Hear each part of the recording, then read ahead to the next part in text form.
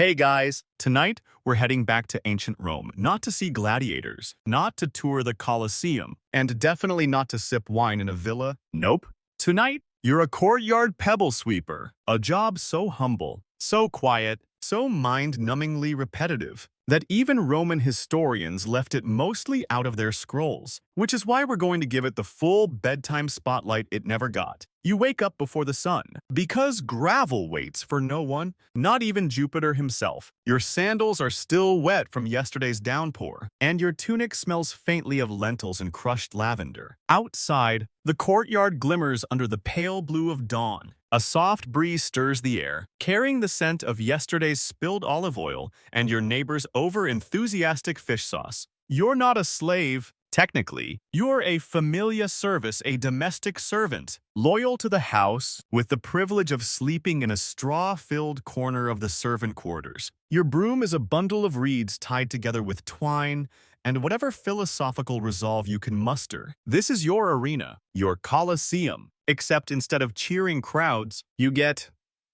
the master's mother-in-law watching you through the shutters with a face like cold porridge. The gravel must be even, that's the main thing. Not just swept away, but artistically arranged, so the midday sun catches the little white stones in gentle arcs. So guests don't trip on errant pebbles and sue for emotional damage. Or worse, call your technique provincial. So, before you get comfortable, take a moment to like the video and subscribe, but only if you genuinely enjoy what I do here. And drop a comment telling me your location and what time you're listening, just so we all know who's awake together in this oddly relaxing corner of the internet. Now, dim the lights, maybe turn on a fan for that soft background hum, and let's ease into tonight's journey together. You step into the courtyard, broom in hand, and immediately stub your toe on the lip of the drain. The Romans invented indoor plumbing, but no one thought to round off the corners. You curse softly under your breath. Of course, out loud. You just clear your throat and begin sweeping from the outer edges inwards. You know the rules. Always start at the four corners, then move to the center in slow,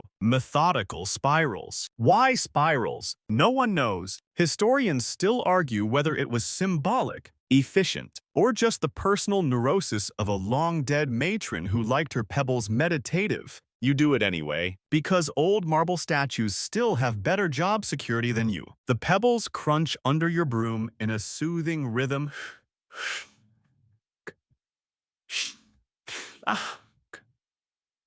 You pause occasionally to flick away a pine needle or a piece of something uncomfortably squishy that definitely didn't fall from any known tree. Behind you, a cat jumps onto the low wall and watches your progress with vague disdain. Its tail flicks once, you flick a pebble at it. It doesn't move. Your job isn't just sweeping, it's storytelling. Each line in the gravel speaks of effort, mood, the slow geometry of daily labor. You take pride in that. You remember last week, when a visiting noblewoman mistook your pebble arrangement for an early form of meditative art. You beamed for 2 full days. Then she slipped on a goose feather and left in a huff, muttering something about barbarian gravel. There's gravel, and then there's your gravel. You pause to wipe your brow on your sleeve. The sun is inching up now, casting soft yellow light over the worn stones of the courtyard wall. You work faster, knowing your time is limited. Soon, the rest of the household will rise, and that means accidents. A laundry girl might drop a tunic.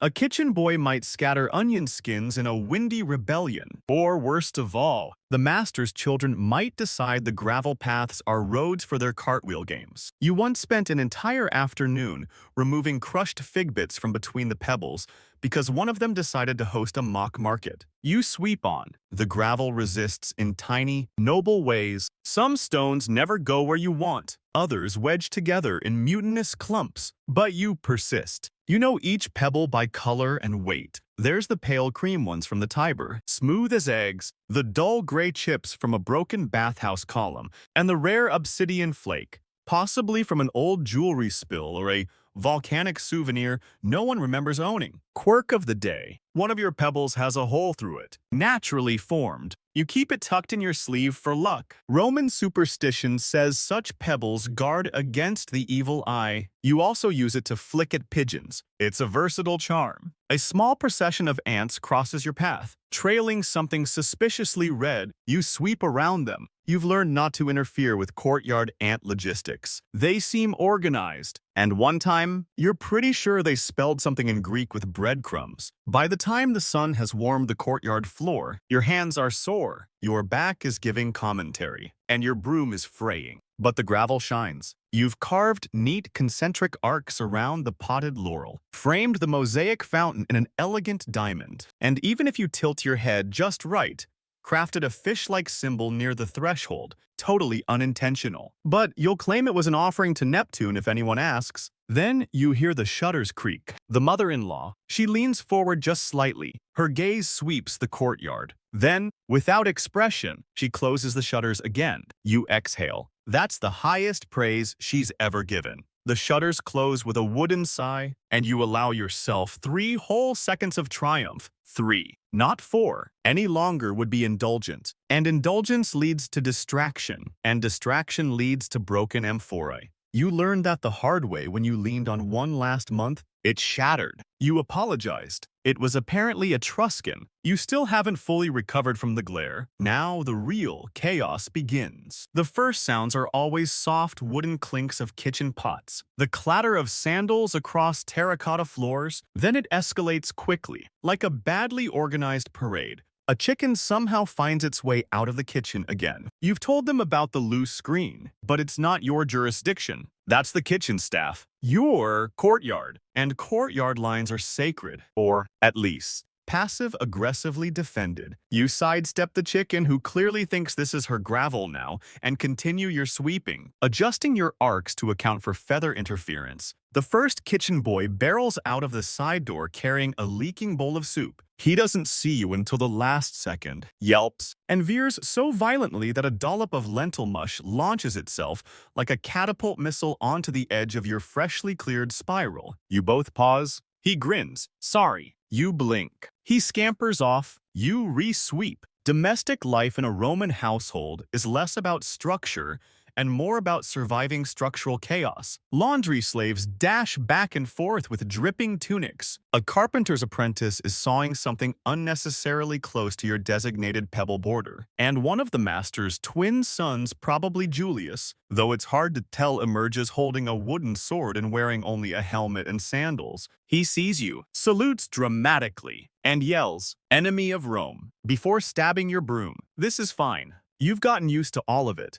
The unpredictable rhythms of morning labor, the feeling of working in a hallway that forgot to have walls. Courtyards in Roman homes aren't just architectural statements. They're chaos funnels. Everything passes through. Food, messages, mud, family disputes, runaway cats, and sometimes that weird neighbor who claims he can speak with figs. There's a theory, historians still argue whether it's based on fact or post-lunch hallucination, that Roman servants developed a sixth sense for incoming disasters. You might believe it. You feel a disturbance in the gravel just as a loud thud announces the fall of a laundry basket from the second story. It misses you by inches. You turn to see a wide-eyed girl peeking from above. She mouths sorry and vanishes like a spooked ghost. You sigh and resume your dance. That's what this is. Really, a dance. A dusty, repetitive, oddly satisfying ballet of footwork and sweeping arcs. You avoid collisions. You memorize shoe patterns. You learn to pivot without spilling the tray of figs someone foolishly left balanced on the edge of a windowsill. Fringe fact. There was once a pebble sweeping contest held during the Saturnalia festival in a villa outside Capua. The winner reportedly crafted a spiral so perfect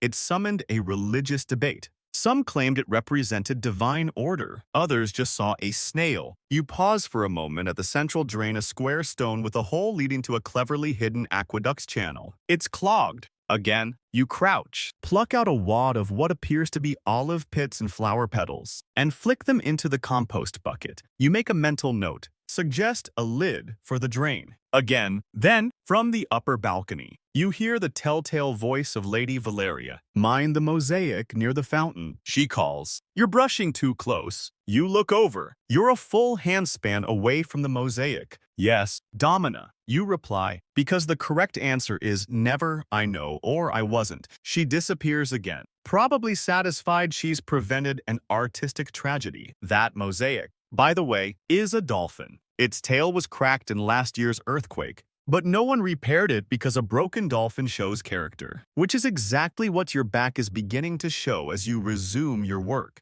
You pause briefly to watch the courtyard shift into late morning. The shadows sharpen. The sun climbs. The chickens, thankfully, have migrated back indoors. A girl runs past with a water jug so large you briefly consider whether you're hallucinating it. And then there's old Lucius. He used to be a gatekeeper, now retired. He spends his mornings sitting by the potted bay tree muttering about the good years. When pebbles were larger and guests weren't allergic to sun exposure, you wave. He squints. You're not sure if it's in greeting or judgment. He tells you once, when he thinks you're listening, that the courtyard used to host readings by Stoic philosophers. We swept for Zeno's beard, he says, which doesn't make sense. But you sweep a little more carefully anyway. Then the bread merchant arrives at the front gate. You hear the knock. It echoes through the atrium. Someone yells something about wheat quotas. You don't stop sweeping, but you listen. That's another talent you've developed. Courtyard work is 30% sweeping, 20% dodging soup, and 50% passive espionage.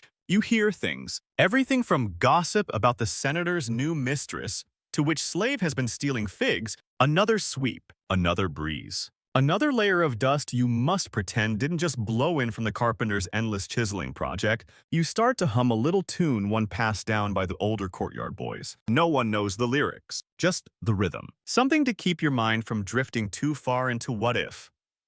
I was born a mosaicist. Territory. By mid-morning, the courtyard is alive but vaguely manageable. There's still noise, but it's predictable noise. The kitchen pots clatter in predictable patterns. The twins have moved their war campaign to the peristyle garden. Someone has finally found the missing chicken. You take a moment to admire your work. Not perfection.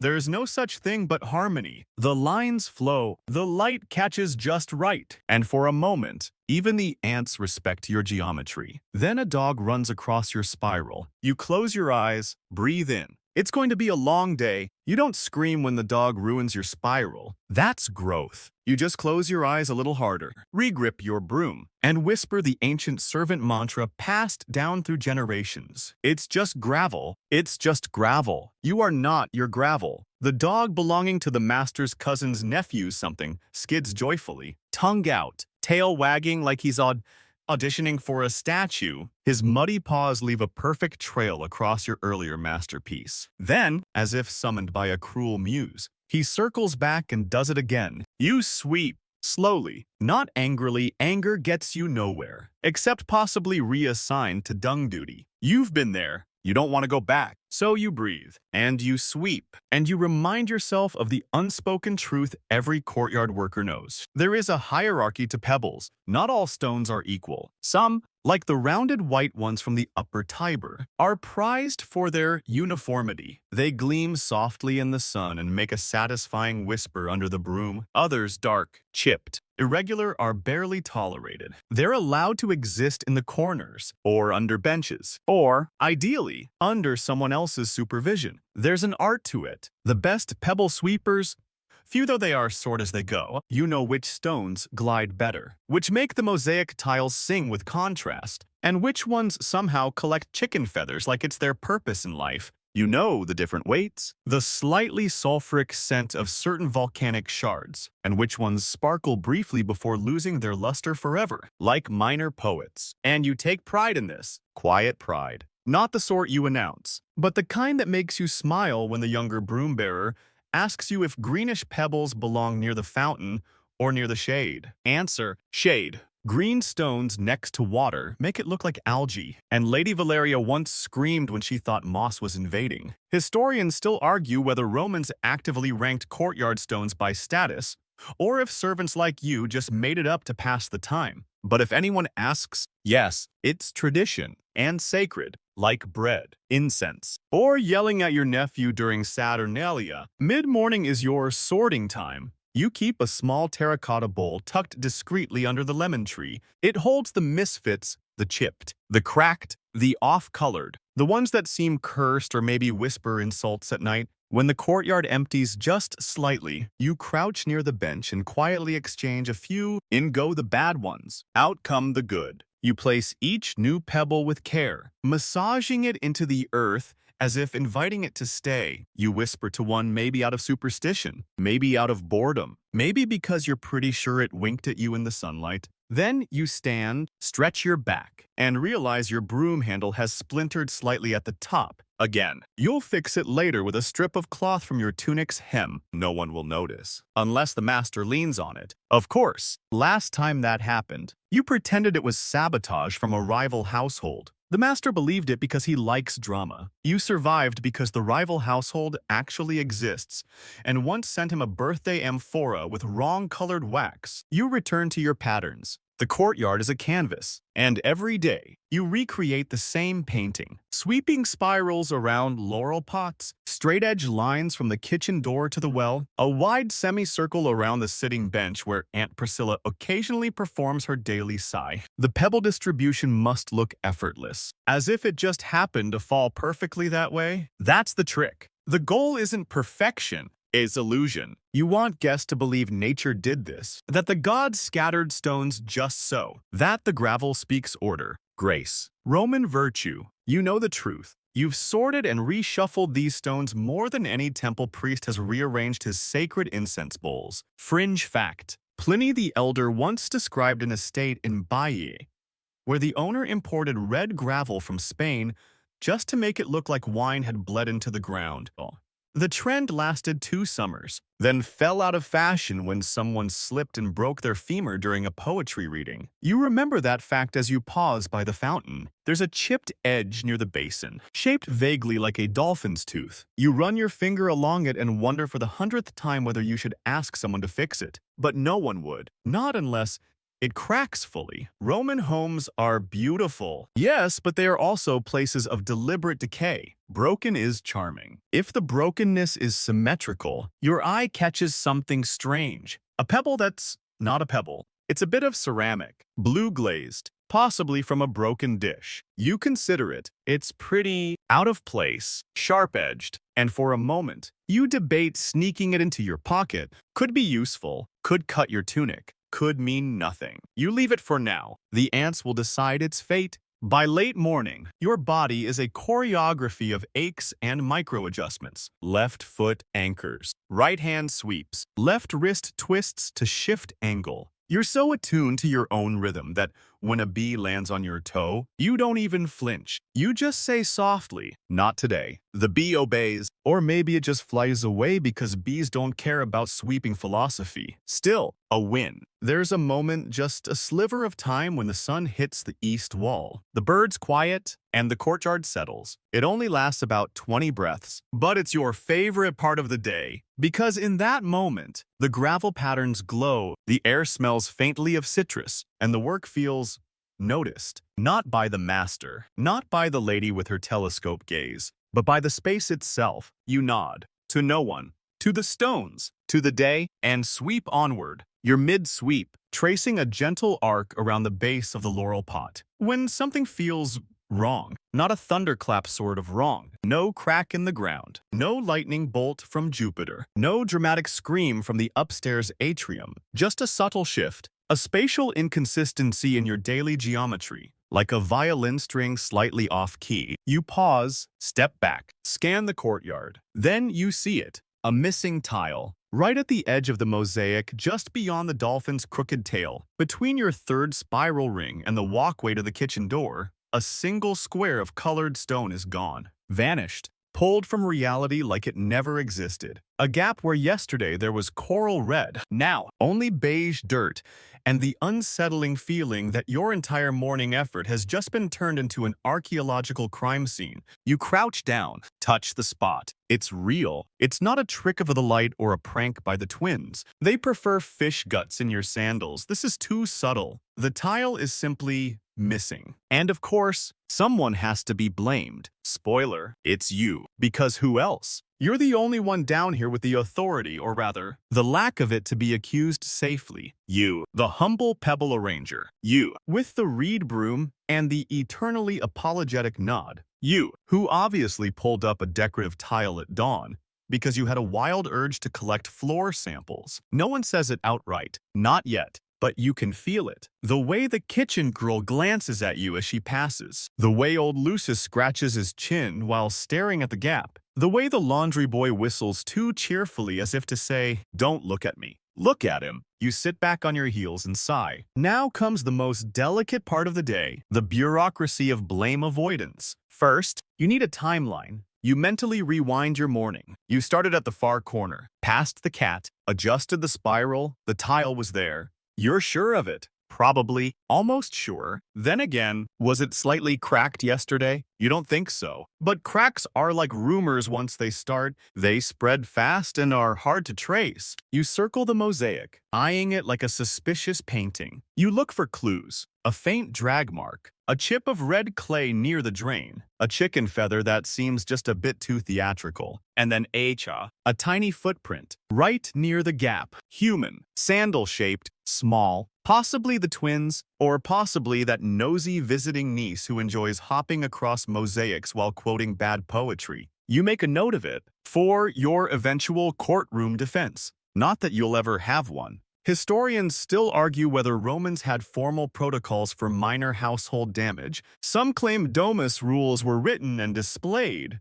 Others argue it was all just yelling and passive banishment to goat duty. Either way, you're not risking it. So you do the only thing you can. Retrace your broom strokes. You begin at the fountain. Step by step, sweep by sweep. You recreate your entire route from earlier that morning. Your feet follow their former rhythm. Your arm remembers each brush, each turn, each pebble relocated. You are a dusty archaeologist of your own labor. Halfway through, a servant girl watches and asks, "Did you lose something?" You answer, deadpan, "Just my innocence." She walks away slowly. It's fine. You reach the site of the vanished tile and kneel. There, hidden beside a laurel root, half covered by gravel.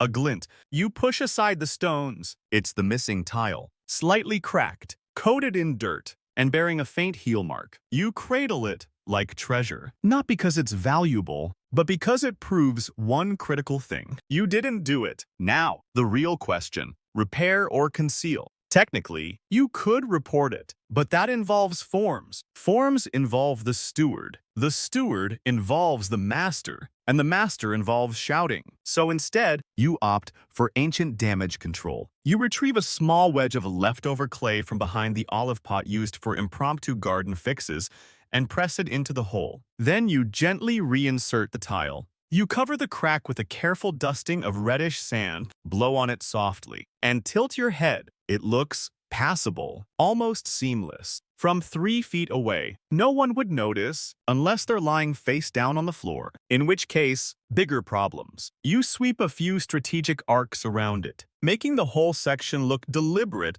slightly more chaotic, like a design choice. You even add a curved trail of darker pebbles nearby to distract from the patchwork. Fringe fact. Roman aristocrats were known to stage imperfections in their courtyards on purpose to appear humble. Cracked tiles, slightly crooked mosaics, even deliberately mismatched statues. The message was, "Look how rich I am. I can afford to be flawed." You take comfort in that. Your repair isn't sabotage. It's humble design. You stand, brush your hands on your tunic, and look around. The morning has shifted again. Sunlight hits the western wall now. You've lost some time, but it was worth it. The courtyard breathes easy again. The crisis has passed. Until, did you move the dolphin's tail? The voice comes from behind. It's the steward. tall, beady-eyed, smells faintly of vinegar and bad decisions. You straighten up? No, sir, just sweeping. He narrows his eyes, stares at the mosaic, stares at you, then at the tile. Silence. He nods slowly. Must have been the goat. Then walks away. You exhale so hard your broom quivers. The goat. Of course, the goat gets away with everything. You watch him vanish down the hall, and you pat the tile gently, almost affectionately. You didn't just solve a mystery, you preserved your job, your broom, and your honor, all before noon. And as the midday bell chimes from the upstairs atrium, you return to your sweeping, one hand steadier than before. Today, you are a survivor. The midday bell barely finishes its echo before the sky darkens, not with clouds, but with worrying intent. You glance upward and see the signs, a flick of wind from the west, a sudden hush from the birds, and the faint, nose-wrinkling tang of wet clay waiting to happen. The rain is coming, not the soft, poet-approved drizzle. No, this is Roman summer storm, patented and reliable. Aggressive, soggy, unpredictable. You brace yourself, because when it rains in the courtyard, it doesn't just get wet, it floods. Not all at once. Of course, that would be merciful. No, it starts with tiny puddles around the potted plants, subtle little islands that promise mischief. Then the water sneaks between the paving stones, tiptoes down the mosaic cracks, and finally collects near the fountain like it's hosting a secret. Muddy symposium. You try to outpace it. You really do. You quicken your sweeping, aiming to clear a path for drainage. The broom whisks furiously, more like a frantic dance now, your sandals slapping across the slickening tiles. You shout a warning to the kitchen boy, cover the salt, and he blinks at you like you've announced a celestial omen. A fat drop hits your forehead, then another, then 12. In 30 seconds, it's a full downpour. Now you're sweeping underwater. You curse the drain quietly, respectfully, and rush toward it. It is already collecting an impressive mix of leaves, olive pits, flower petals, and what appears to be half a chicken feather boa from last month's Saturnalia leftovers. You reach in elbow deep and pull free a jam of soggy debris that smells like regret. Water gurgles down with a slurp, but it's too late for a clean escape. The courtyard is officially soup. And then it happens. A guest unexpected, overdressed, and suspiciously smug steps into the courtyard from the north passage, heading toward the bathhouse with the air of someone who's never swept anything but his own beard crumbs. His sandal slips. He doesn't fall, but it's a dramatic wobble. Arms flail. Tunic flaps. He makes the sound of a man who briefly meets his ancestors and doesn't like what they have to say. You freeze. He steadies himself, straightens his toga, and glares. At you. Not at the weather. Not at the defective Roman gods. At you, the master's voice follows. We've got company. Boy, make it look civilized. You resist the urge to sweep the man's ankles on purpose. Instead, you bow slightly and return to your now pointless broom ritual. Swish, squish, slosh. You rearrange puddles, which is about as useful as filing paperwork during an avalanche. Historians still argue whether Roman courtyards were designed to flood. Some say it was deliberate, part of the aesthetic. The reflection of columns in shallow water, a symbol of transient beauty. Others say it was poor drainage and wishful thinking. Either way, you are the one who gets blamed. You try your best. Re-dig a channel near the bench. Tip a jug over the worst of the mud puddle to dilute it. Ironic, but effective. Toss a few pine needles onto the slickest spots. Pretending it's decorative grip, the guest eventually disappears into the bathhouse, grumbling something about slippery symbolism. You count that as a win. Then comes the final insult. Lightning cracks overhead. Thunder follows with enough force to rattle the flower pots. You glance up just in time to see the fig tree. Yes, that fig tree. The one you sweep under daily shed half its harvest in one glorious, wet splat. It rains figs. You sigh. Deeply. Like a man watching a library burn down while holding a broom made of paper. You start again. Sweep the sticky fruit toward the compost pile. Figs are trickier than gravel. They smear. They splatter. One gets caught under your sandal, and you nearly slip in your own shame. By the time the rain stops, the courtyard looks like a battlefield of half-washed stone and defeated fruit. You stand in the middle, soaked to the knees. Your broom wilted like boiled asparagus. And wonder, is this still sweeping? Or has it become philosophy? Fringe tidbit. There's a preserved inscription in Pompeii detailing the duties of a household cleaner, and it ends with the ominous line, "and must know how to charm away the puddles." Scholars believe this may have been sarcastic. You would believe that too. A second servant hands you a bucket of sawdust to soak up the worst of the water. You thank him. He says nothing, just nods in that quiet, miserable solidarity that only storm-wet workers understand. Together, you dust the puddles, trace the pebbles again, and revive the patterns. You pause for breath near the central bench and hear it a single splash. You whip around. It's the dog. He's back, sitting right in the middle of your most restored spiral, tongue lolling, figs stuck to his tail wagging. You sweep once. He doesn't move. You sweep again. He stands, trots away, leaves paw-shaped abstract art behind. You stare at it, and then perhaps deliriously you admire it. It's not bad. In fact, it adds a kind of narrative flair. Visitors will see it and say, "Ah, Roman mosaic meets canine expressionism." You nod slowly. Maybe you'll name the piece Wet Dog. Post-rain. It's got potential. And with that, you return to your broom, your sawdust, and your soaked tunic. The sky clears. The gravel, though shifted and humbled, glints once more. You survived the flood, and you're still standing. Sort of. The rain has passed, but it leaves behind a scent that clings wet clay, fig mush, and the unmistakable tinge of something fermenting in the cracks. The courtyard is damp and quiet now, like a theater set after the actors have fled. You shuffle toward the edge where the sun is beginning to warm the floor. It steams, not dramatically, not like hot springs or battlefields, just gently, like the ground is exhaling.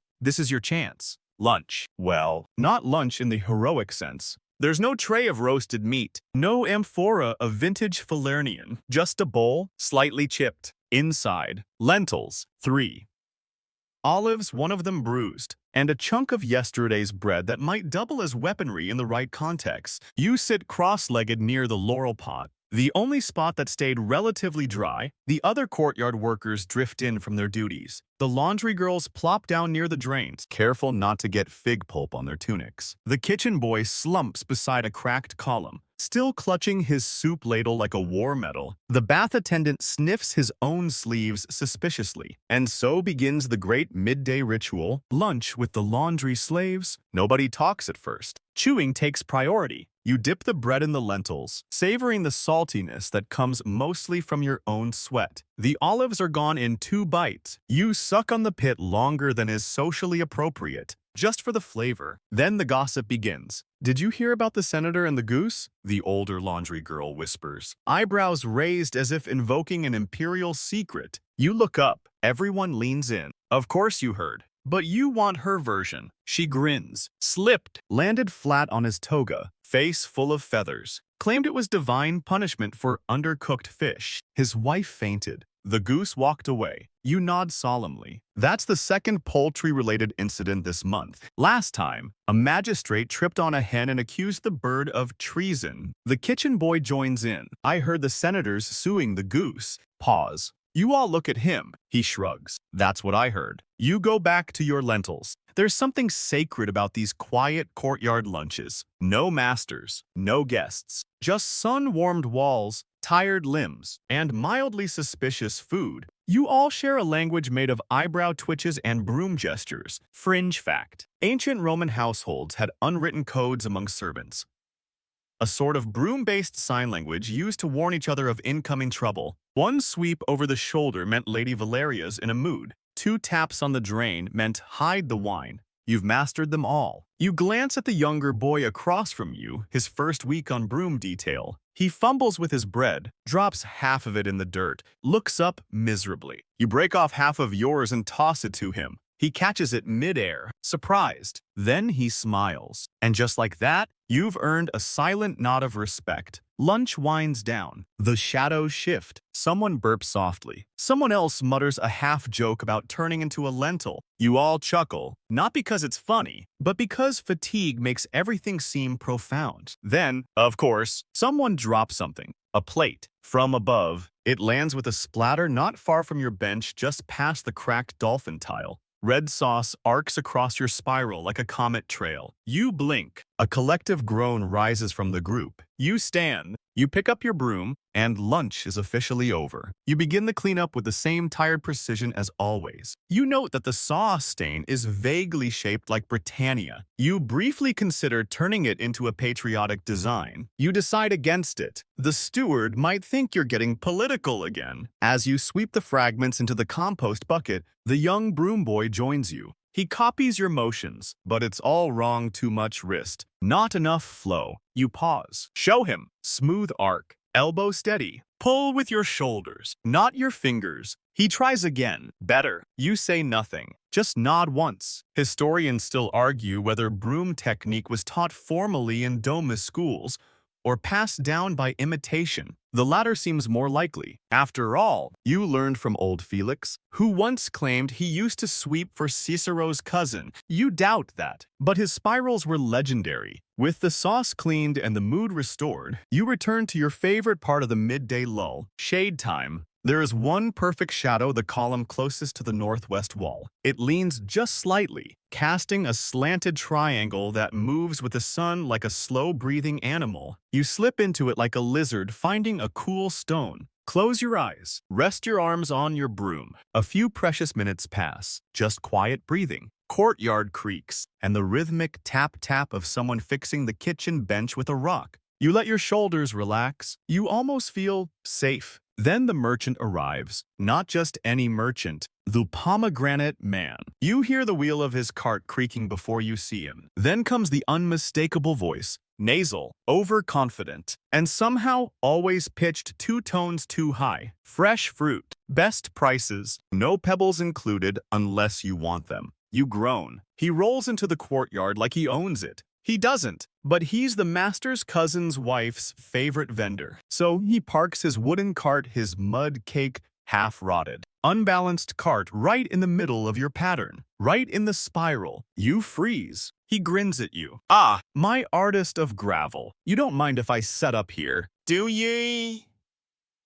And the light's better. For commerce. You mind, deeply, but you smile. Because servants who mind don't last long. He tosses a few pomegranates on the ground. One bounces, rolls, stops perfectly in your latest circle, like it was summoned by irony itself. He doesn't even notice, just begins shouting toward the upstairs balconies, trying to entice Lady Valeria into a citrus purchase. You retrieve the fruit, hand it back. He winks. Ah, good catch. That one's on the house. It is bruised. You set it gently into the compost bin. You say nothing, but tomorrow, if it rains, you know exactly which wheel rut is going to turn into a pomegranate pit of doom, and you plan to sweep around it with precision. You tell yourself it's fine. You whisper it like a prayer while carefully re-smoothing the gravel that the pomegranate cart defiled. But the spiral's off now. The rhythm is broken. It used to curl in like a seashell. Now it stutters like a hiccup in stone. Still, you adjust. A few strategic sweeps, a soft elbow pivot, a half-handful of smaller pebbles from your secret stash behind the bay tree. You crouch. You nudge a few pieces into place with your fingertip like a surgeon stitching together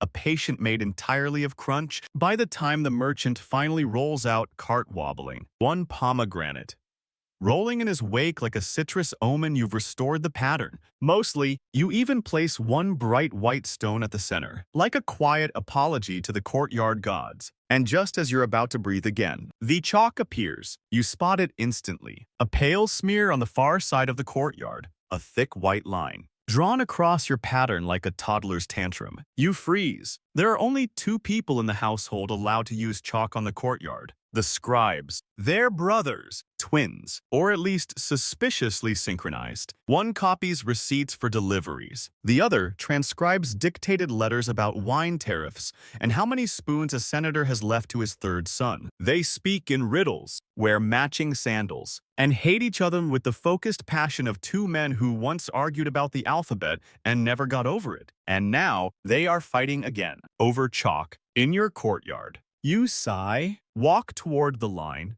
You arrive just in time to witness them squabbling beside the mosaic fountain. each gesturing wildly at opposite ends of a scroll. I told you the scroll deliveries go by the west column. No, you told the courier that, but I wrote the official note. You used the wrong ink. The ink is neutral. It's the parchment that matters. They both turn to you. You, says one, gesturing with his chalk like a dagger. Which column do you deliver scrolls to? You blink. Consider your options. Say nothing. Begin sweeping. They follow you. Come now. The second scribe insists. You've seen it. The courier comes every other Saturn day. Which direction does he turn after passing the goose statue? That goose was moved during renovations. The first one snaps because you tripped over it. You sweep faster. They're now pacing in small circles, each staying firmly in their own imagined chalk territory. One begins drawing a diagram directly over the gravel. You suppress the urge to swat the chalk out of his hand. The younger broom boy drifts over, sees the chalk, whispers, "Oh no," backs away again. You glance at the line. It now stretches from the olive pot to the laundry rack, dissecting your entire pattern with the precision of a vengeful architect. You feel your left eye twitch. Historians still debate whether Roman scribes were respected professionals or tolerated eccentrics with good penmanship.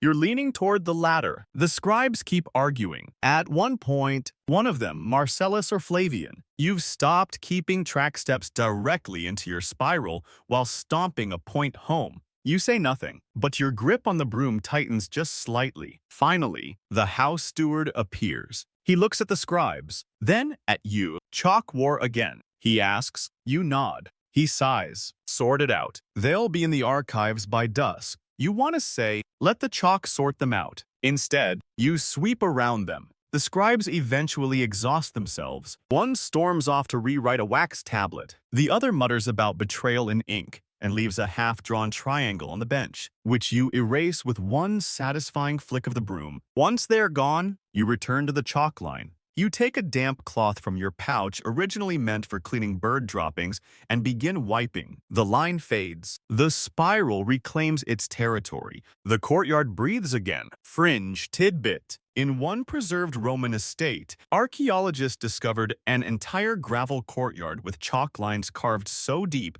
they'd etched into the stone beneath. No one knows why. Some think it was a game. Others believe it was a delivery grid. A few suggest it was a territory map for very territorial chickens. You like that theory best? By the time the sun angles past the western wall, you've restored the gravel, replanted one dislodged basil sprig, and even added a small flourish to the spiral.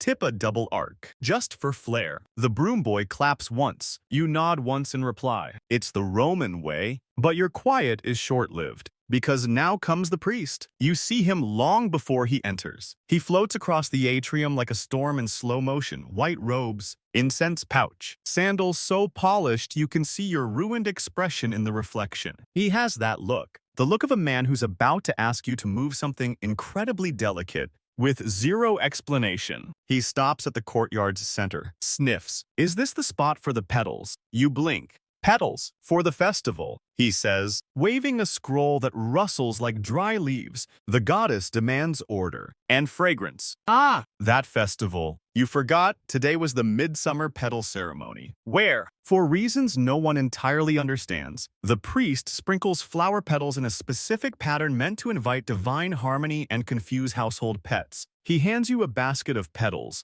pink, yellow, blue, all fragile, all freshly damp from the earlier rain. You place them carefully in the gravel, trying not to disturb the spiral. That's chaotic symbolism, he mutters. Peering over your shoulder, you pause. Too clustered, he says. The goddess prefers dispersion. You rescatter the petals. Now they look afraid, he says. You blink slowly. Eventually, you create a vague petal wave across the courtyard. The priest squints, grunts. He vanishes. You don't wait. You sweep up the strays, rescue the remaining petals, and return the basket to the shrine corridor with only a slightly passive-aggressive bow. And then finally, you sit on the lowest step near the kitchen door, back sore, knees complaining, but the spiral is intact. The chalk is gone. The petals are, at last, divinely diffused. And the priest never even noticed the pomegranate stain behind the bench. You'll call that balance. You think just briefly that you might actually get a moment of peace. The courtyard, for once, feels aligned. The gravel spirals are symmetrical. The flower petals, though absurd in their divine expectations, look acceptably chaotic. Even the sun seems to be applauding you, casting golden rays and flattering angles across your handiwork.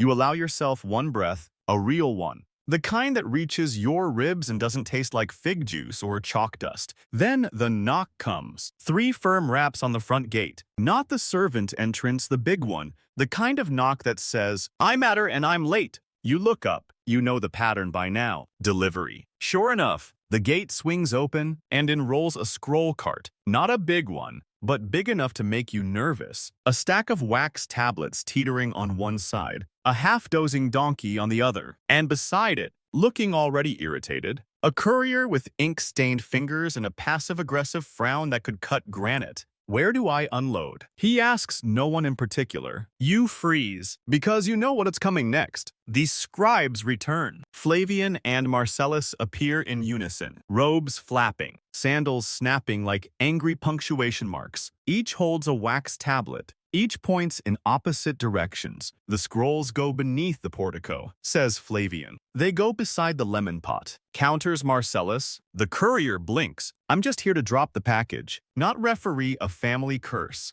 Place them near the fountain. The shade helps preserve the seal." Flavian insists. Marcellus scoffs. "The fountain's cursed." Flavian gasps. "It is not cursed. That was condensation." You watch all of this from a safe 5 feet away, gripping your broom like a priest grips incense before an exorcism. Then the courier turns to you. "You work here," he says, as if this gives you divine authority. "Where do the scrolls usually go?" You do not want this power. You do not want to be involved in the great chalk circle dispute. Part 2. But all eyes are on you. Even the donkey looks invested. So you pick the safest answer possible. Whichever side isn't under the pigeon roost. That seems reasonable. Except, of course, both sides are. Flavian snorts. Typical. That's not protocol. Marcellus sneers. It's pragmatic. The courier grunts and drops the entire crate on the mosaic with a finality that says, "I'm never coming back here again." He turns and leaves. The donkey follows, stepping daintily over your pebble spiral with more grace than any priest. Now comes the standoff. The scribes descend on the crate, arguing about angles, moisture, the metaphysical weight of wax tablets, and at one point the legacy of Cicero's filing system. You try to sweep around them. You fail. Because now, somehow, the scroll crate has been nudged exactly into the center of your courtyard design. The place you've arranged all morning. The one spot meant to remain untouched. The sacred spiral core. The crate sits there like a smug obelisk. You clear your throat, gently. They ignore you. You try again. "Perhaps we could move it slightly." Flavian turns. The weight must rest where it landed. It is fate. You blink. "Fate," Marcellus adds. He has a point. The crate's placement aligns with Venus. You look up at the clear blue sky. Venus is not visible. Historians still argue whether Roman scribes suffered from low blood sugar or excessive wine fumes, but either way, you now find yourself caught in a philosophical war about storage placement, moon cycles, and whether sacred geometry applies to office supplies. In the end, they storm off again, this time to write formal complaints on the duplicate wax tablets, which they hand-deliver to the steward like angry chefs returning undercooked eggs. You're left with the crate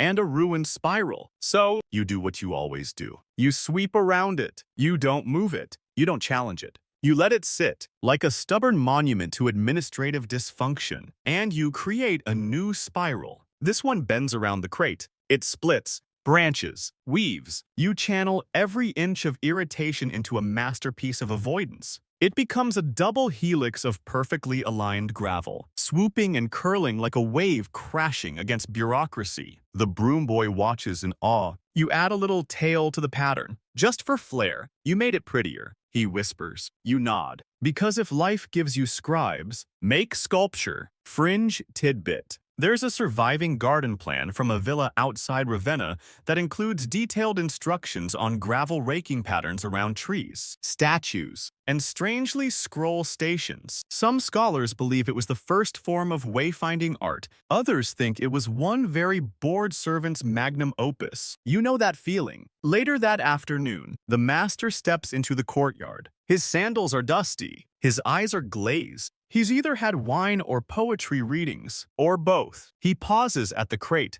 looks down, then at your spiral, then back at the crate. He mutters, "Nice lines," and wanders off toward the bathhouse. You almost faint. That's the most he's said to you in 4 months. You return to your broom, glowing quietly with pride. As the crate begins to tilt slightly in the heat, you place a rock under one side to balance it. Because if the scribes see it leaning, they'll think it's a political statement. Late afternoon in the courtyard is a strange time. Not quite rest, not yet rush. It's the in-between where the sun hangs just low enough to bake the gravel to a gentle warmth, where shadows stretch long and lazy like retired philosophers, and where everyone in the household starts pretending they're busier than they are to avoid being given one last errand. You, of course, are actually busy. The crate still squats in your spiral like a stone god of paperwork. The scribes are nowhere to be seen, probably arguing about metaphors. And your broom. Your broom is beginning to unravel. The twine around the bristles has loosened from the moisture earlier, and now it flops slightly with every stroke, like a tired horse's tail. But then, just as you begin mentally calculating how much of your tunic hem you can spare to retie it, a new disaster arrives. You hear the voice before you see her. High-pitched, urgent, too formal to be a servant, too chaotic to be a guest. "Where are the petals?" she demands. You turn. It's one of the junior temple attendants, barely 16, if that, dressed in white linen robes that have never seen real work, clutching a basket that smells strongly of crushed chamomile and misplaced authority. You gesture toward the fading festival pattern, still gently fluttering in the warm breeze across the gravel. "They were placed this morning," you say, calmly. Too calmly. She gasps. "That's not the official arrangement. The pattern is all wrong. It needs to reflect harmony, not this." You look at the gravel. The gravel looks back. She kneels and immediately begins scattering new petals directly over your spiral. No consideration, no symmetry. Just enthusiastic handfuls of blossoms, as if flower-based chaos is somehow sacred. "Isn't that too much lavender?" you ask. She freezes. "Are you questioning the ritual order?" No, you are not. But inside your soul, you are screaming. Because now, she's taking your carefully calculated arcs and covering them with piles of petal clumps. One lands right in the center, another near the crate. She even sprinkles some into the fountain, which makes a sad plunk sound as the petals sink like misunderstood wishes. Fringe tidbit. Roman floral rituals varied wildly depending on region and temple. Some required petal rain. Others demanded specific compass alignment. One obscure ritual from the hills outside Tibur called for exactly 7 petals placed beneath a stool, but no one remembers why. You suspect no one remembers this one either, but she's not done. "Oh no," she says, dramatically clutching her forehead. "I forgot the marigolds." She looks around. Eyes land on you. "You," she says, as if she hasn't forgotten your name, which she absolutely has. "Fetch me some, quickly." From the upper terrace. The upper terrace. The far side of the estate. Up 3 staircases, past the laundry line, behind the loudest goose in Lazio. You know this, because the last time someone fetched marigolds, they came back with a dislocated shoulder and a handful of weeds. You glance at your broom. You glance at the spiral. You glance at the crate, now balancing a single petal like a smug hat. Then you say, "Of course, Domina." You set the broom against the bench, dust off your tunic, and begin the slow walk up. It's a trap. Halfway there, you're stopped by the steward, who demands to know where you're going. When you say marigolds, he scoffs and says, "Leave that to the girls, go fix the bench leg." You are now the bench fixer. The bench has 3 legs and 1 uncooperative pigeon nesting under it. You retrieve a hammer and a wedge from the shed. Crawl underneath. The pigeon hisses. You hiss back. It's an ancient conversation. You drive the wedge in. The bench creaks, but holds. Then just as you emerge, covered in dust and a little bird dander, the temple attendant reappears, holding marigolds. Perfect ones. Oh, she says brightly. Turns out they were in the bathhouse vestibule all along. She drops them on the gravel. They scatter like coins. You retrieve your broom. You sweep. You do not speak. Instead, you make space. You carve a path around the petals, working them into the spiral so they look intentional, even if they aren't. You blend blossoms with gravel, tucking yellow streaks between white stones like it's an offering to the gods of composure. Then the real challenge begins, because tonight, there's a banquet. And that means decorations. You're handed a sack of dyed ribbons and a vague instruction. Make it festive, but not too festive. What does that mean? No one knows. Historians still argue whether Roman decoration styles were encoded or just felt in the bones. What is too festive? Is it color? Quantity? The presence or absence of rhyming poetry? You once saw a feast canceled because the napkins were tied in mourning knots. You tie ribbons to the laurel branches, drape them across the bench, weave one along the fountain's edge. Then Lady Valeria appears. She stops, tilts her head.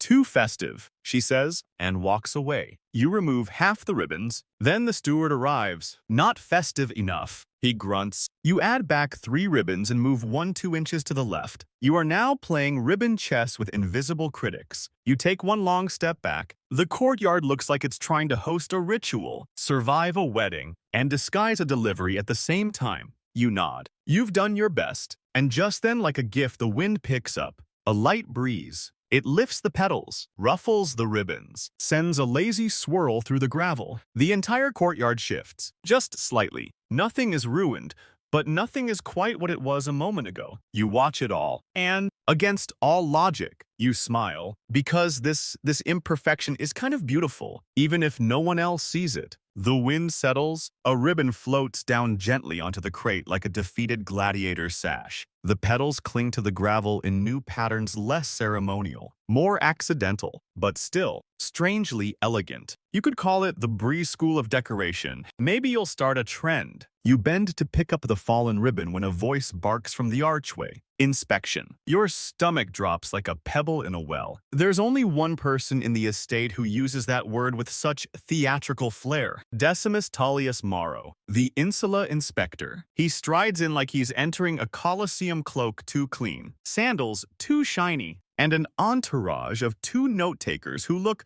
too young to write and too tired to care. The household hushes, servants vanish mid-task. One girl disappears behind a potted lemon tree so fast you think she might have teleported. You try to look neutral. You are gravel. You are air. You are an underpaid wisp of civic virtue. Decimus stops mid-courtyard, dramatically inhales, and wrinkles his nose. Excessive fragrance, he mutters. He's referring, of course, to the marigolds, or maybe to the incense cone still smoldering near the fountain, placed there during the petal fiasco by the priest, who has long since vanished. You quietly tow the incense cone into the drain. He paces now, one measured step at a time. His sandals slap the stones in a rhythm designed to create fear in people who alphabetize scrolls for a living. His first assistant scribbles something. Decimus stops near the crate. What is this? Scrolls, sir. You reply calmly. Placed in the center of the courtyard. You consider your words carefully. The scribes required symmetrical placement. Sir, ritual significance. He squints. Looks like laziness. You say nothing. Because ritual significance is sometimes just code for... They argued about it until everyone gave up. Decimus inspects the crate, the scrolls. The nearby flower petals then turns toward your spiral. You can almost hear your broom shudder. He walks its path, steps directly into it, right through the tightest arc near the olive pot. You flinch. Interesting gravel work, he says. You blink. He crouches, flicks a pebble, watches how it bounces. Some courtyards use larger stones. He muses. Less decorative, more practical. You nod. Yes, sir. But larger stones leave more space for weeds. Not a lie, just a fact flavored with flattery. He stands, brushes his hands dramatically on his tunic, and gestures toward the potted laurel. That pot is off-center. You frown. It isn't. You measured it this morning using the sun and a thread tied to your broom. Still, you bow. I'll adjust it. Sir. He moves on, inspecting the fountain. taps its base, sniffs the air, grunts. Is the mosaic original? You hesitate. The dolphin tile, the one you repaired earlier, stares at you in silence. Yes, you say. The second assistant scribbles furiously. He walks again, this time toward the bench. Pauses, sniffs. What's that smell? You know what it is? It's the pigeon. Still nesting underneath, still hissing, still, somehow, undetectable to everyone else. You shift slightly to block his view, possibly fig residue. Sir, a storm earlier disturbed the branches. He lifts an eyebrow. Fig residue. He crouches and pokes the bench leg, the one you hammered back into place just hours ago. It holds. Barely. He nods. Acceptable. Acceptable. You nearly collapse. He moves on, back to the center, takes one final long look across the courtyard ribbons. Petals, crate, spiral. You?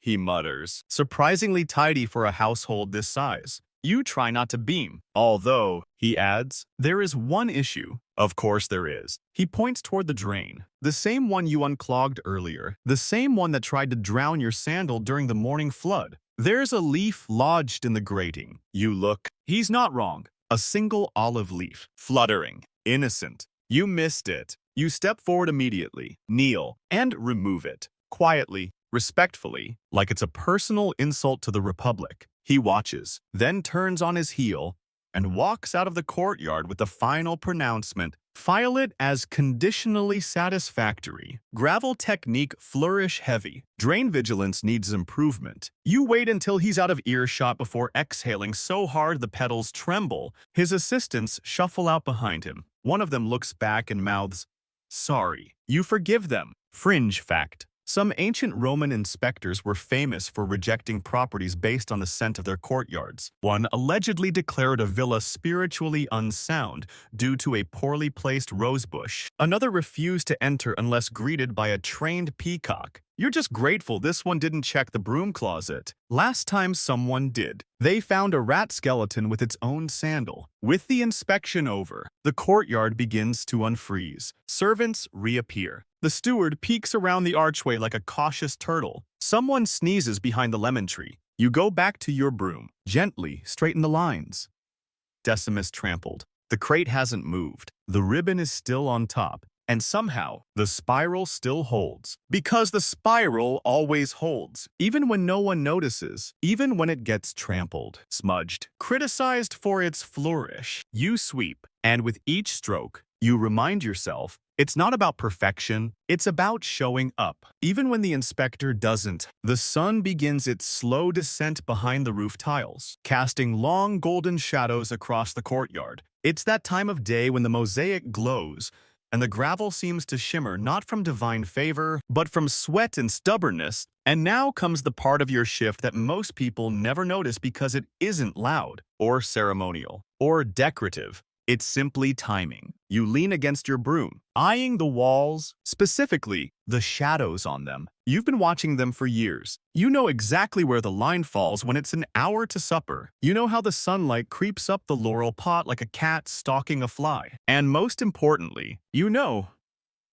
that when the lemon tree's shadow kisses the corner of the bench, you've got 10 minutes to finish before someone spills wine on everything. Historians still argue whether ancient Romans used official timekeeping for household labor. Some say water clocks were employed. Others claim they relied on shadow marks, which were less about minutes and more about you better be done before Lady Valeria's nap ends. You look at the old sundial mounted near the fountain. It's cracked, slightly tilted, and completely untrustworthy since the fig tree grew tall enough to block it during equinoxes. You nod at it anyway, out of courtesy. Your real clock is the courtyard itself. The sounds, the shadows, the rhythm of sandals on stone. You begin the evening sweep. It's different from the morning. Softer, slower, less about cleaning and more about smoothing. You're not removing mess, you're restoring calm, like brushing a sleeping dog's fur or tucking a blanket around the ankles of a moody god. Your strokes are long, wide, deliberate.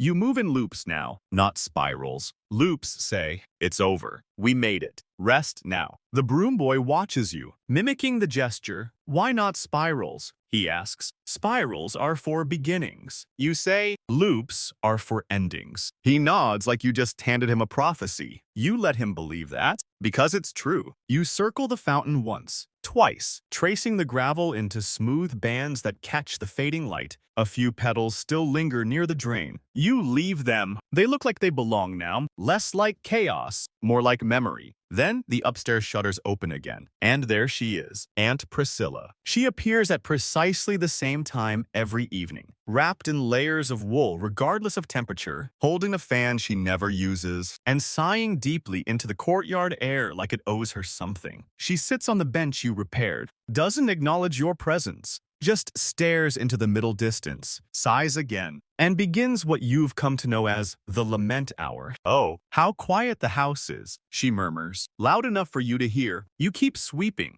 Too quiet? She continues. Ever since the goose died, you sweep faster. The goose, for the record, did not die. It was sent to a cousin's villa after biting a visiting consul. But Aunt Priscilla refuses to believe this. In her version of history, the goose was a war hero, possibly divine. She sighs again. You adjust the gravel pattern around her bench, pretending you're sculpting serenity. She speaks again. Do you think the gods mourn animals? You pause. I think they notice. You say, because it's safe and vague. She sighs so deeply it sounds like a bellows. A few moments pass. The wind stirs her wool scarf. She mutters something about ghosts. You don't ask. Instead, you sweep around her. This is the silent art of shadow timing. You match your strokes to the lengthening shadows. You make your final passes where the sun still touches. You watch the light fade, inch by inch, and you measure your progress not in distance but in vanishing brightness. You sweep where the light just was. That's the secret. Fringe tidbit. Some Roman households hired dedicated shadow readers, servants, trained to interpret sunlight for everything from meal times to wedding dates. One was so good. He claimed to know if it would rain just by how the sunlight hit a goose's beak. He was fired shortly after for being too smug. You finish the loop around the olive pot just as the sun disappears behind the high wall. Perfect timing. Aunt Priscilla finally stands. It's too dark, she announces. You should ask the gods to move the sun back. You bow slightly. I'll do my best. Domina. She nods approvingly and shuffles back inside. You exhale. Then you light the first oil lamp. There's a row of them, hung carefully on the columns. They're simple clay bowls with wicks soaked in olive oil, placed in shallow iron cradles. They don't cast much light, just a soft glow, enough to make the gravel twinkle, enough to say, this space is still alive. Even in the dark, you light them one by one. A warm halo follows each step. Shadows shift again, gentler now. They move like silk instead of teeth. The broom boy watches, says nothing. You hand him the flint. He lights the last one. The courtyard glows, and for a moment, you both just stand there, not sweeping, not dodging scrolls or avoiding priests, just standing in the warm, golden hush of a job for once done well. Then, from the kitchen, a crash, a shout. The unmistakable sound of something breaking. You both look at each other, then at the gravel, then at the broom. The broom boy says it first. Spirals again. You sigh. Spirals again. You thought, maybe, just maybe, the chaos had retired for the evening. But no, chaos in a Roman household doesn't sleep. It simply changes form. You trudge toward the kitchen path, broom in hand, like a weary centurion reporting for one last skirmish. The boy follows you, wide-eyed, holding the oil lamp high like you're both about to descend into myth. You turn the corner and find the source of the noise.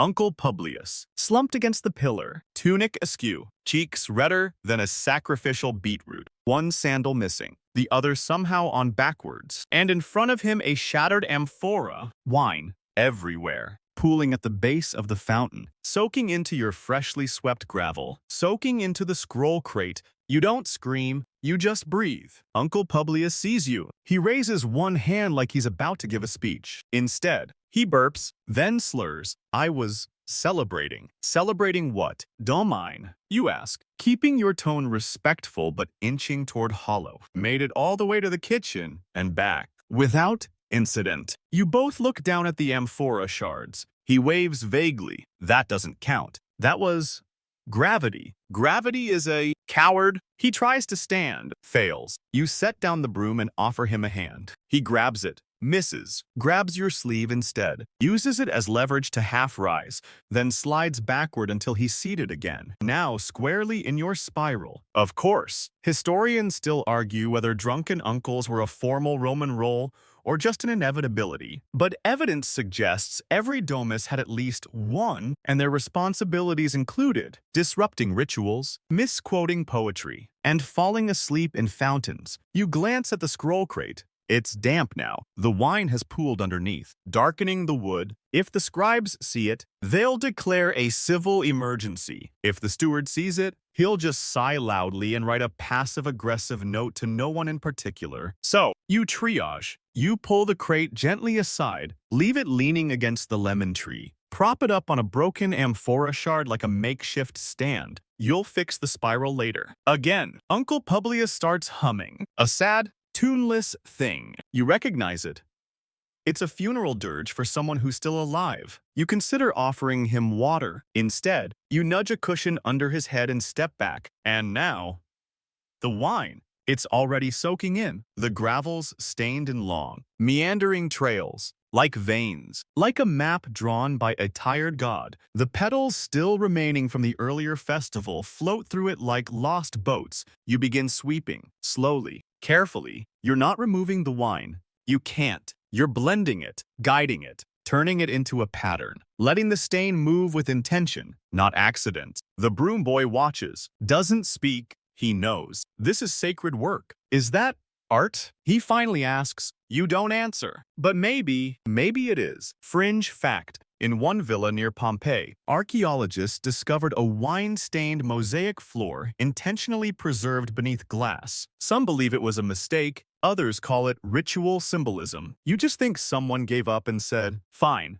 let's call it history. You finish the wine blend. Step back. It looks deliberate, swirled along the gravel like a crimson river. You drop a few petals in the path. Lavender, marigold. They float, drift, catch in little eddies. Uncle Publius burps again. You take that as applause. And then comes the second problem. The dog. You forgot about the dog. He returns at the worst possible time, tail wagging, paws wet from somewhere, nose twitching at the wine, eyes sparkling with bad ideas. You try to block him. Too slow. He dashes right through the wine path. Paws slip. He skids. He yelps. He crashes into the fountain, belly first, splashing water across your newly rebalanced mosaic, the crate, the wine art, and your sandals. You stand in stunned silence. He emerges seconds later, shaking off water like a storm cloud with legs. You're soaked. Again, he trots off proudly, trailing a path of wet footprints through your gravel like it's a personal gallery showing. The broom boy stifles a laugh. You don't. You laugh out loud. You have to, because if you don't laugh now, you'll end up buried under this very courtyard, and someone will find your fossilized body gripping a reed broom and whispering about spiral geometry. So you laugh, and then you sweep again. Not because it'll fix anything, but because it's what you do. You fix the paths, realign the gravel, blend the wine trail with the dog tracks. You restore balance, not perfection. That's the trick. By the time the stars begin appearing in the sliver of night sky overhead, Uncle Publius has fallen asleep.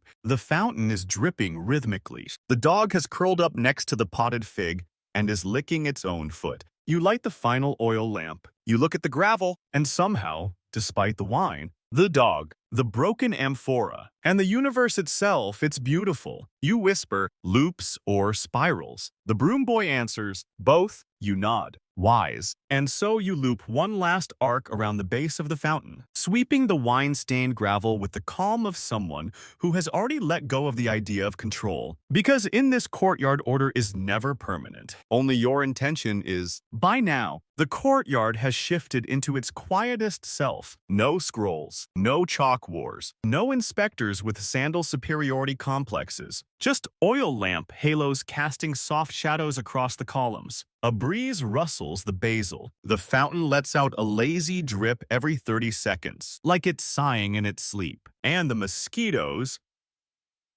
arrive. You feel the first one land on your arm like a petty insult. You slap it. Miss. It escapes into the dark with your dignity in its little insect pockets. You prepare. From the niche beside the laundry basin, you retrieve your citron leaves, crushed. They smell sharp and bitter, mosquito repellent. According to the old broom master who taught you how to sweep in sync with the sun, he also claimed ants could predict war. You're not saying he was wrong? You scatter the citron in careful lines around the bench, the doorways, the fountain. Not too much, just enough to signal, this blood is mine. Go find a senator. Then you light 2 incense cones. Just the simple kind cedar. Maybe frankincense if the kitchen traded well. The smoke curls through the gravel lines like spirit trails. You walk alongside it, broom in hand, not sweeping, just watching. There's a rhythm to this part of the night, a ritual inside the ritual. You are preparing the courtyard for sleep, because courtyards like people need sleep too. And tonight, yours has earned it.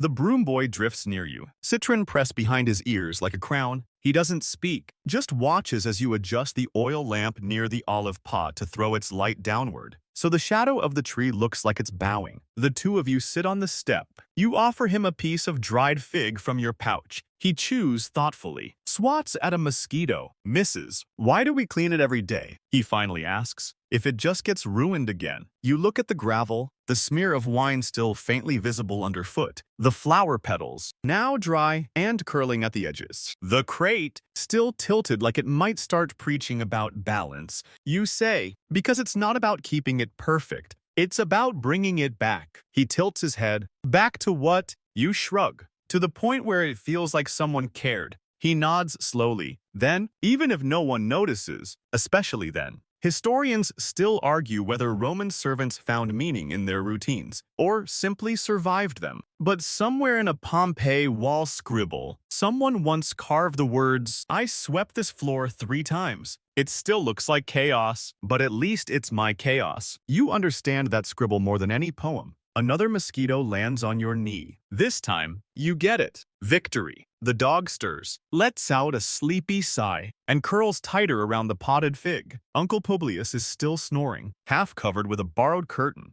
Someone must have thrown over him out of pity or aesthetic distress. You sweep around them both, not as correction, but as a kind of benediction. The broom glides softly through the gravel. You adjust the stones gently where the dog's tail disrupted a curve. Then, quietly, you begin your final task, the night spiral. You start from the back wall, near the cracked dolphin tile. You draw the line inward, wide at first, then tighter, tighter still. The spiral narrows as it approaches the fountain, like thought becoming dream. You don't need to look. Your body remembers the motion. 1 turn. 2. A pause to nudge a stubborn pebble, a sigh to let the day fall from your shoulders. You sweep the final arc as the last oil lamp flickers low, and then, from the upstairs window, a sneeze. Loud, violent, wet. You look up just in time to see a figure stumble back from the window. Then, slowly, dramatically, a sandal drops, right into the center of your spiral.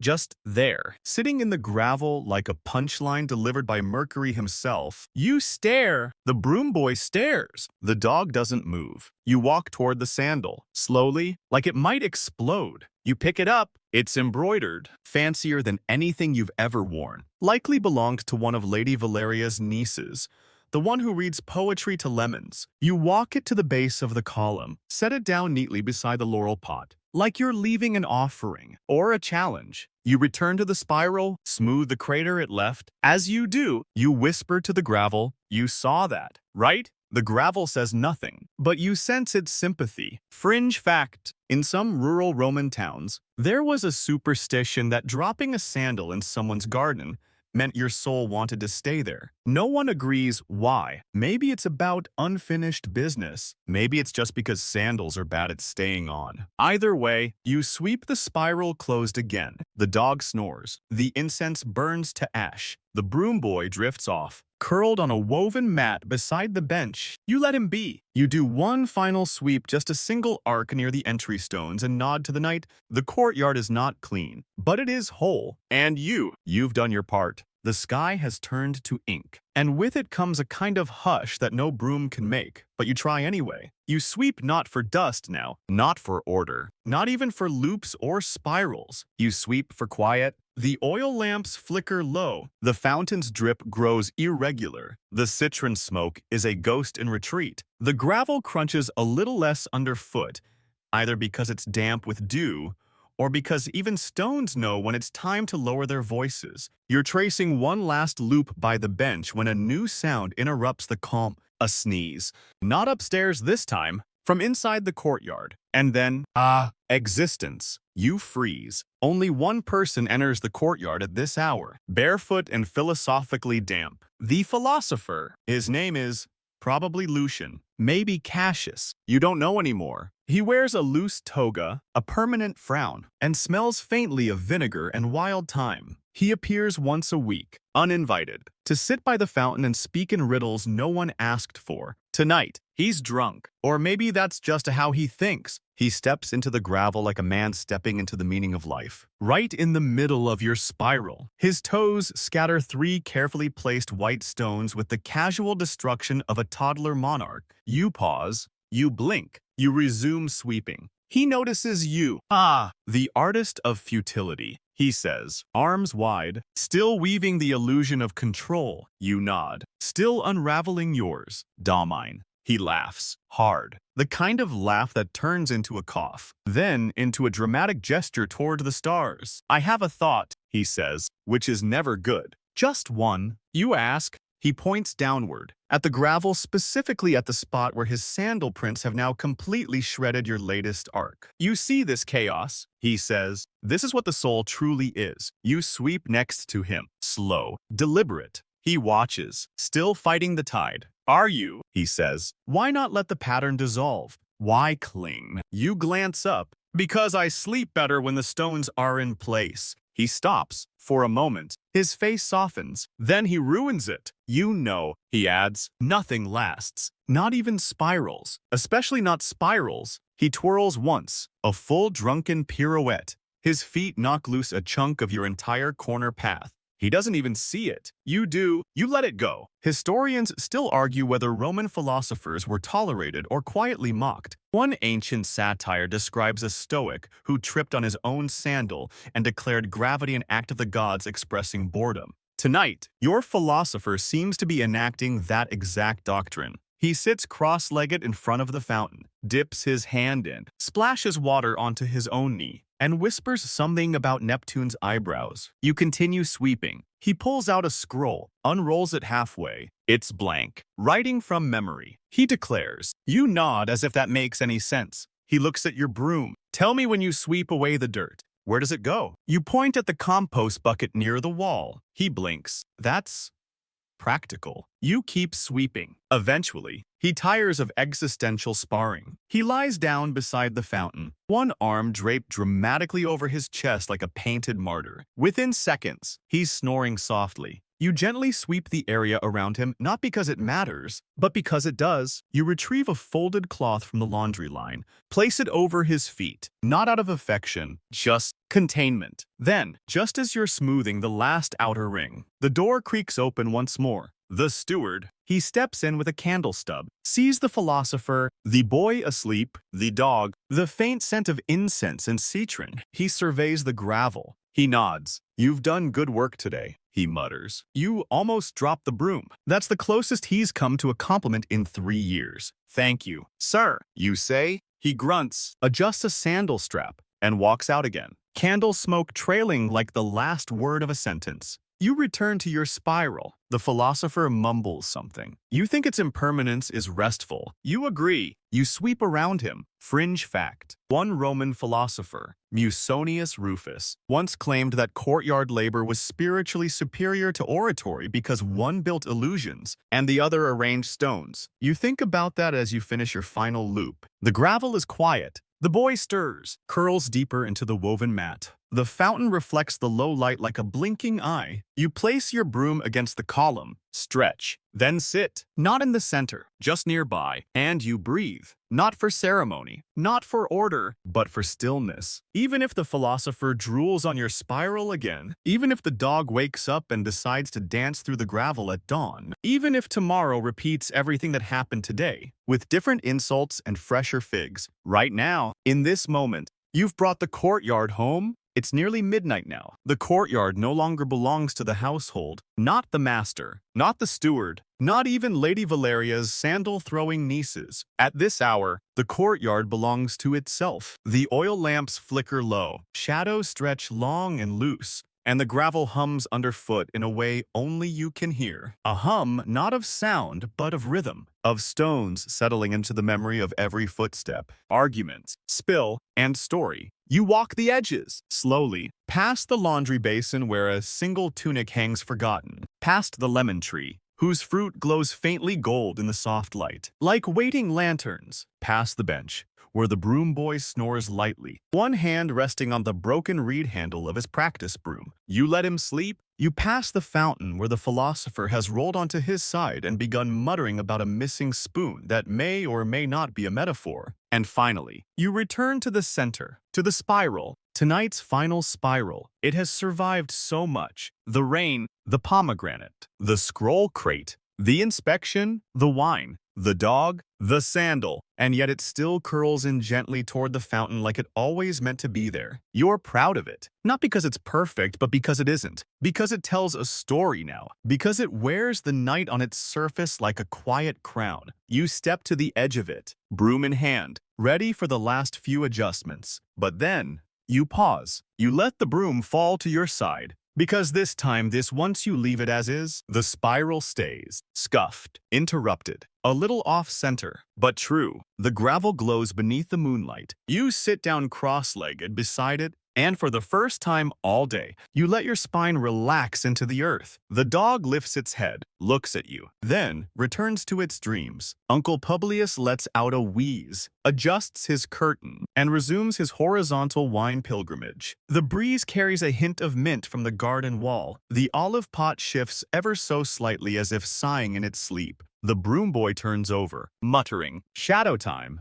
You smile. You think back on the day, on every absurd, beautiful moment. The tile mystery, the chalk war, the fig storm, the philosopher's barefoot truths, the wine spiral, and all of it for this quiet, this breath, this moonlit gravel that forgets nothing and forgives everything. You reach out and touch one of the pebbles. Smooth, cool, familiar. Tomorrow, it may be kicked aside by a chicken, but tonight, it's a star. You close your eyes, and the courtyard closes its own quietly, humbly, like a servant slipping into sleep just before the gods start whispering. You don't need the broom now. The gravel is at peace, and so are you. The courtyard fades behind your eyelids now. The gravel patterns dissolve into soft waves. The scent of citron and oil lamps drifts upward, lighter now, fainter, as if even the air is ready to lie down beside you. The broom rests against the wall. The dog dreams. The boy sleeps. The stars take slow turns above the rooftops.